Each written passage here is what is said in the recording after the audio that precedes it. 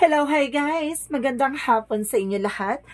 This is Shimper Masagara Channel, a faith healer, also mata reader. So ngayong hapon, natatingnan natin na nagsasabihin sa iyo ng ating mga gabay.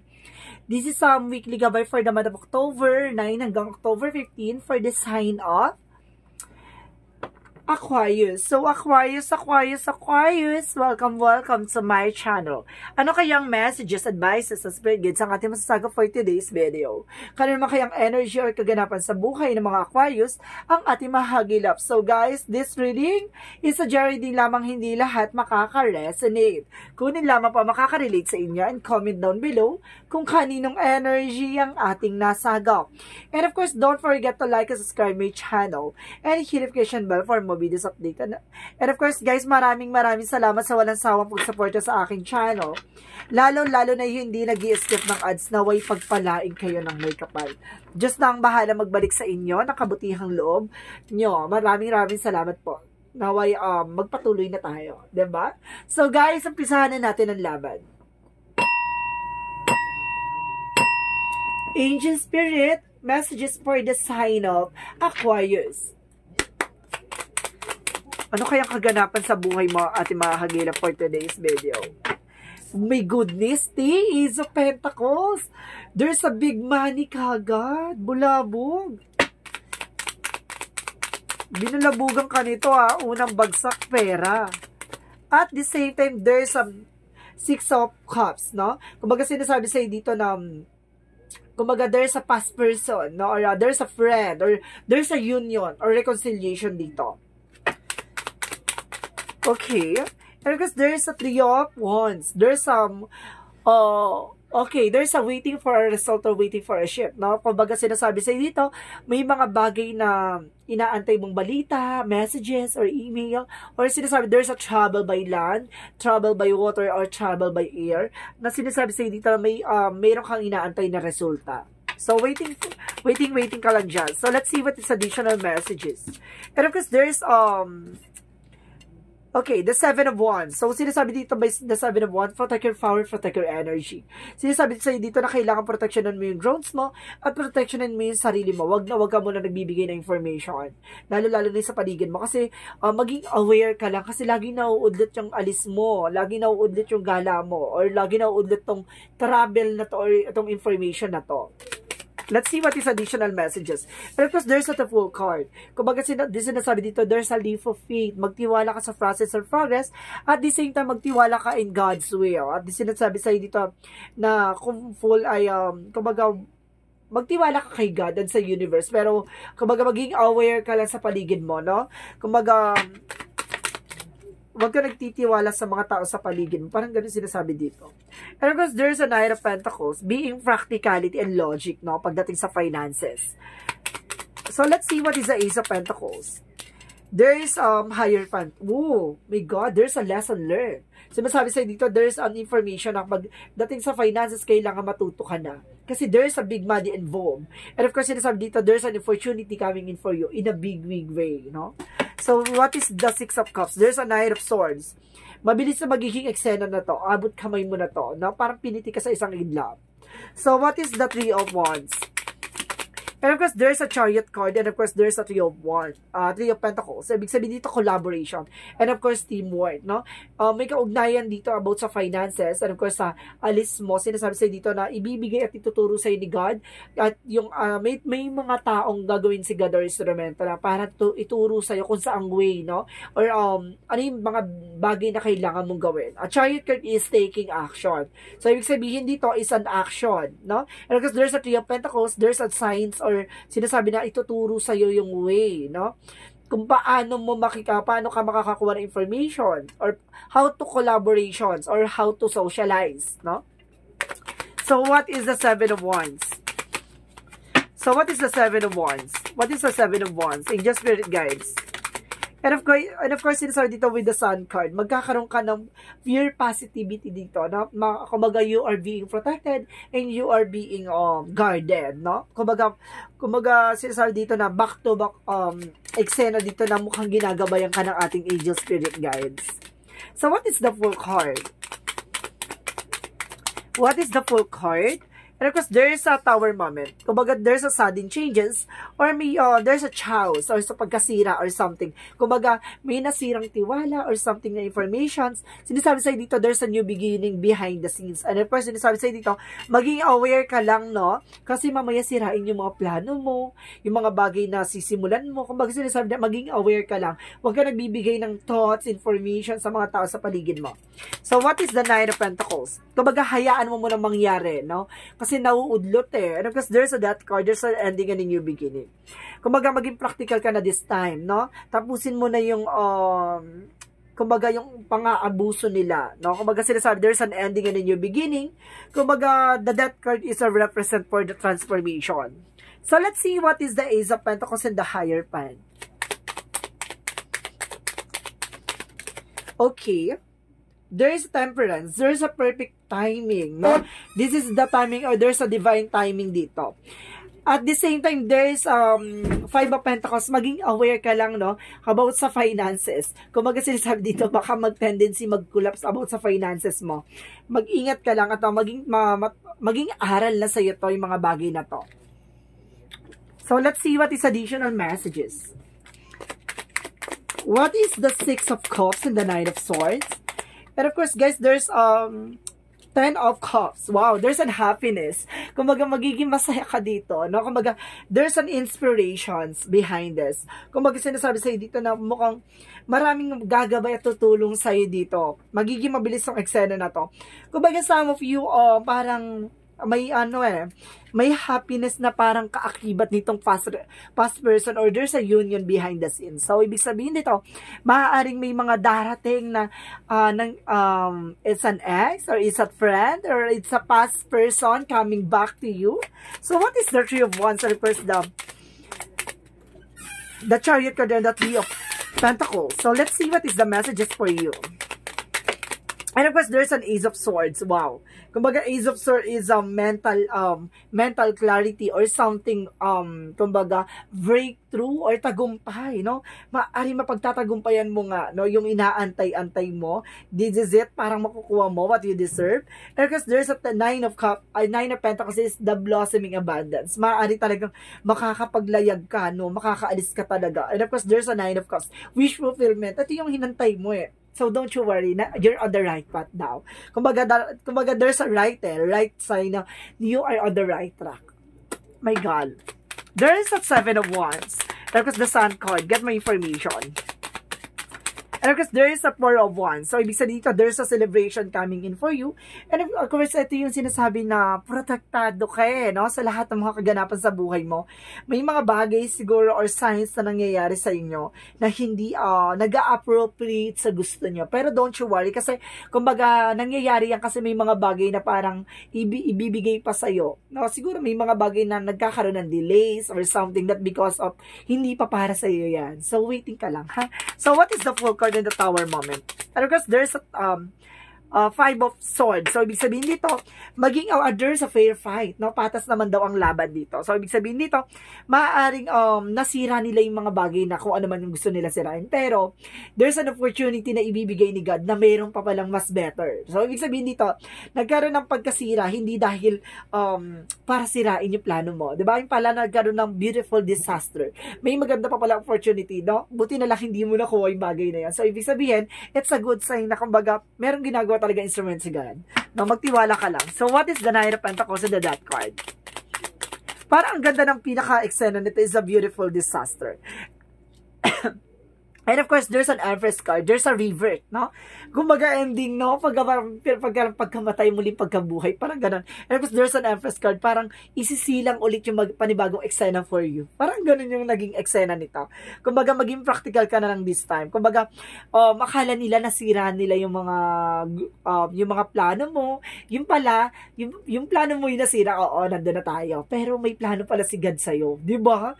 Mas maganda yun, yung nasira yung plano mo, hindi natupad. At least yung plano ni God, yun yung nailahad. So, let's see what is the outcome. Ang pinaka-outcome is the Two of Wands. There's a decisions. At the same time, there's an Eight of Swords in reverse. So, ibig sabihin dito, nakawala ka na sa toxicities. Diba? Bila ka nakalaya. Diba? Parang, Bigla kang nakawala dun sa mga negative thoughts, sa mga backstabbing. And of course, there's a 7 of Pentacles. There's some harvest time. At the end of the time, parang ito na yung pinakatamang timing for you na makuha mo na what you deserve. And of course, there's a 5, what is the 6 of Pentacles. So, ibig sabihin dito, magtutuloy-tuloy na raw about sa finances, diba? So, let's see what is the Love Oracle card. Ang ganda sa pasabog ng eksena mo dito, Tiha. So, what is the Love Oracle card? And of course, sinasabi dito, the Grim Reaper, there's a relationship is over. Maaaring may mga relasyon na tinapos na, or there's no second chances. And of course, there's a growth and transform your life. Maaaring mag-grow ka na, magbabago na yung buhay mo nang hindi mo inaasahan. Yung kala mo nasira na, yung pala, biglang pinitik ka lang ng ano, di ba? Alam mo yung guys na may mga plano na tayo na parang nasabotage, tapos biglang blessed in disguise, bigla tayong bibigyan ng blessing ni God na yung pala, mas kabog at pasabog pa pala yung magandang opportunity na inilahad sa'yo at ilalaan sa'yo ni God. Diba? So, let's see what is additional messages. At the same time, there's a palm tree. Don't you worry, there's a security and stability. Ibibigay niya tabi pagkakaloob ni God what you deserve. Sinasabi dito, magkakaroon ka ng seguridad at magkakaroon ka ng stability or yung stable, no? Na finances. At the same time, there's a permanence na sinasabi din sa'yo dito, no? Kailangan maging, kumbaga, marunong ka may tawag dito mag-control or something na mag-manage, no, ng mga bagay-bagay. There's a growth and expansion. Kailangan kaya mong pangalagaan at kaya mong kontrolin yung mga bagay-bagay, no? Kung baga sinasabi dito, flexibility. Oh, no, flexible ka naman, T. Oh, let's see what is the additional messages for Yin and Yang Oracle card.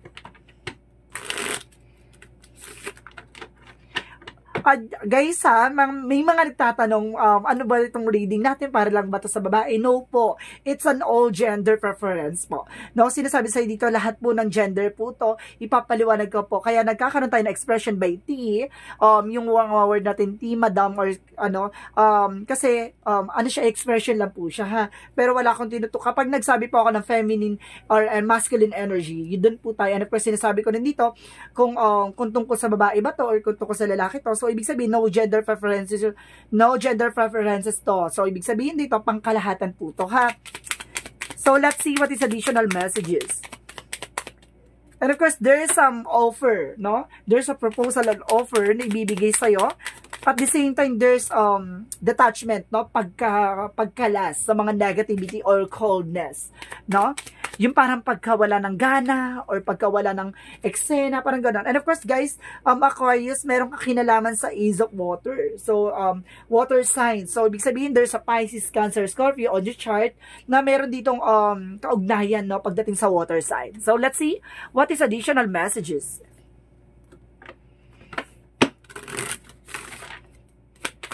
What is additional messages, angel, spirit guides? And of course, there's a wait. It's not yet time. Things are being moving. See? Hindi pa napapanahon. May mga bagay na ipagkakalob sa ni God kapag tama na ang pagkakataon. Diba? At the same time, guys, there's earth pulsing, falls of the mother, slow down, time in the nature. See? Kumbaga, kalma ka lang, no? Kumbaga, slow and steady lang tayo. Hindi man hindi man agaran, pero alam mong sigurado at plakado. So, what is the chakra? And of course, there's an partiality. So, ibig sabihin nito, there's a balance, no? Balance ang negative and positive energy. Ano man nangyayari sa inyo, it's balance. At the same time, what is additional messages? Oh, I told you, di ba? Lakado, there's a balance. So, let's see what is the Monsology.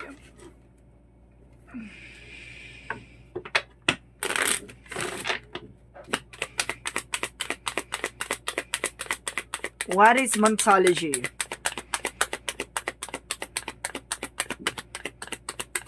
Okay, thank you, Angel Spirit.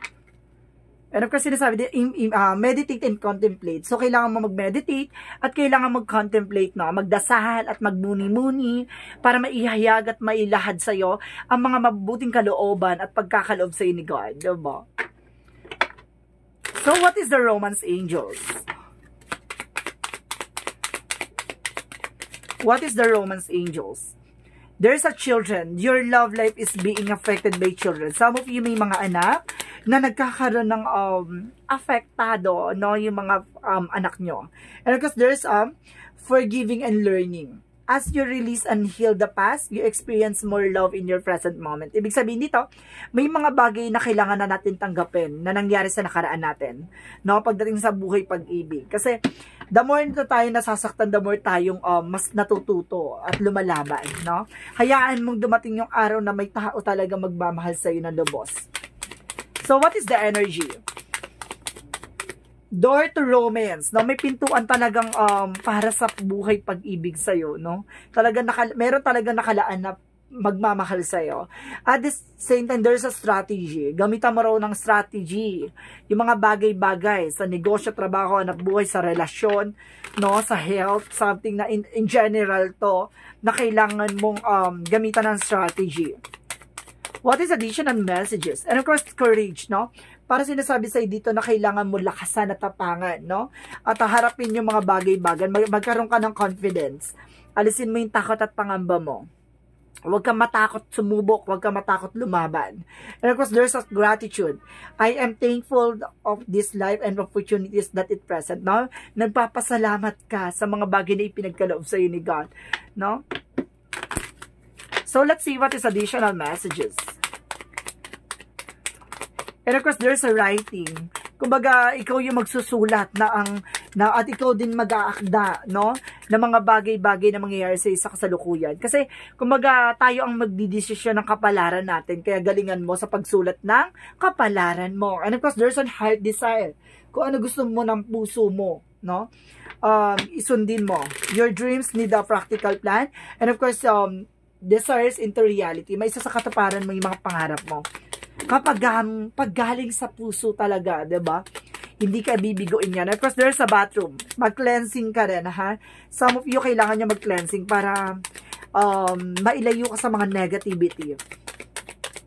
At the same time, what is additional messages? Wala na. Okay na daw siya. So, what is Archangel Michael messages? What is Archangel Michael messages? What is Archangel Michael messages? Be gentle with yourself, no? Ibig sabihin dito, maging ano ka raw sa sarili mo, no? Huwag mong pinupwersa, huwag mo marang pinipilit yung sarili mo sa mga bagay-bagay, 'di ba? Pagdating sa relasyon, ganun din, huwag mong pinipilit yung sarili mo, at huwag mong pinupwersa, at huwag ka nagpipilis ng tao para lang mahalin ka, ganun ganyan, 'di ba? Kung baga sinasabi dito, hayaan mong mangyari mga bagay na mangyari, and sense of humor, no? Kumbaga, mataas ang sense of humor dito na, kumbaga, sa hamon ng buhay, sa mga pinagdadaanan mo, kaya mong ngumiti at ipakita sa kanila na okay ka, 'di ba? So, what is Archangel Raphael messages? What is Archangel Raphael messages? Pero of course, there is some home help, no? Sa inyong tahanan daw, kailangan daw ng tulong ni Archangel Raphael.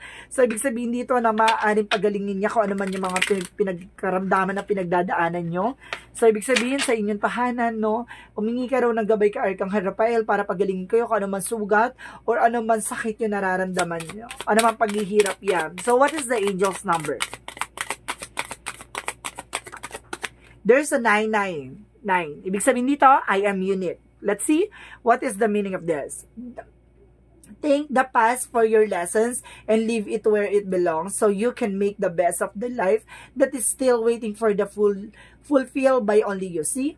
Kumbaga, ikaw lang ang magkakaroon ng idea or paraan, no, para maging kakaiba ka sa lahat. Kumbaga, sinasabi sa dito, may mga pinagdadaanan ka, kumbaga, iiwan mo na yung mga bagay na nakaraan na. So, ibig sabihin dito, may mga bagay na kailangan matuto ka na sa mga bagay na pinagdaanan mo. Kumbaga, maraming taong nagsinungaling sa'yo behind your back, maraming taong niloko ka, maraming taong nagsinungaling sa'yo, pero tandaan mo, no? Kumbaga, may pagbabagong mangyayari sa buhay mo. Kumbaga, matuto ka na lang, huwag ka na lang magpapauto at huwag ka na lang magpapabudol, diba? So, let's see what is the Jesus loving quotes. What is the Jesus loving quotes? Whatsoever you shall do will of my Father which is in heaven, the same in my brother and sister and my mother. Ibig sabihin nito, may mga bagay tayong, kumbaga, kung ano yung ginawa mo sa iyong ama, sa iyong mga ina sa langit, ay ama sa langit, no? Ama sa langit. Kumbaga, ganun din daw ang ginagawa mo sa iyong mga kapatid, sa iyong mga magulang. So, ibig sabihin nito, mas maganda yung parang binibigyan tayo ng lesson, no? Binibigyan tayo ng lesson ng Diyos, ng ating Ama. So, sinasabi sa'yo dito na maging lesson din sa'yo yung mga pinagdaanan mo sa buhay. No? Kumbaga, sinasabi sa'yo dito, may mga bagay na pinagdaanan ng family issues or something na kailangan mong bigyan ng importansya yung mga bagay na yon, no? Kumbaga, yung mga bagay na nangyari sa inyo from the past, no? At maiwan na yon from the past, no? May mga bagay na kailangan mo lang matutunan at kailangan mo lang malaman ang kahalagahan ng bawat bagay-bagay. So guys, what is the messages of life?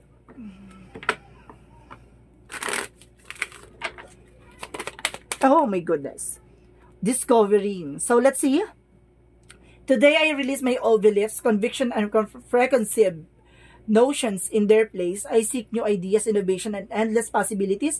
I am adaptable. I am able to see beyond my previous limitation and discover greater world inside me. So, ibig sabihin dito, marami kang matutuklasan, marami kang malalaman, no? Sa sarili mo, kakayanan mo, kaalaman mo, kumbaga, yung mga bagay na hindi mo pa pala nalalaman na kayang-kaya mo palang gawin at may sa katuparan.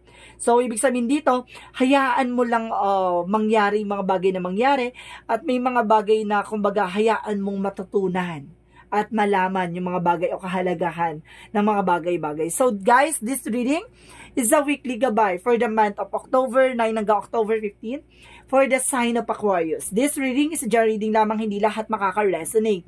Kung nila pa makaka-relate sa inyo, comment down below kung kaninong energy ang ating nasagap. And of course, maraming salamat sa walang sawang pagsuporta sa aking channel, lalo-lalo na hindi nag-i-skip ng ads, naway pagpalain kayo ng may kapal. Diyos na bahala magbalik sa inyo, nakabutihan loob nyo. Maraming salamat po sa inyo. And of course, guys, don't forget to comment down below your full name, birthday, and of course, location nyo kung asan makayo sulok ng mundo para sa susunod na reading natin baka energy mo na ang masagap at mahagilap ng ating mga gabay. Maraming salamat po guys and see you in the next video. Bye-bye and babush!